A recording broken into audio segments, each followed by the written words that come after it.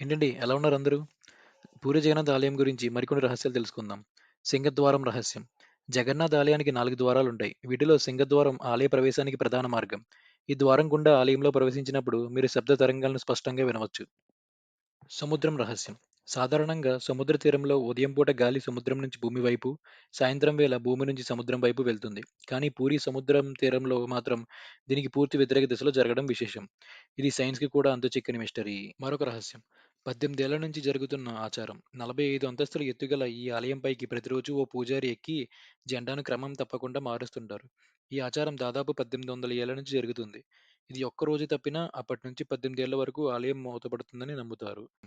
పూరి జగన్నాథ్ ఆలయానికి వివిధ రాష్ట్రాల నుంచి 2000 నుంచి 20,000 వరకు భక్తులు వస్తుంటారు.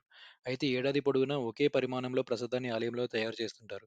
కానీ ఎప్పుడూ కూడా ప్రసాదం వృధా కావడం, భక్తులకు సరిపోకపోవడం చోటు చేసుకోకపోవడం ఆశ్చర్యకరమైన విషయం.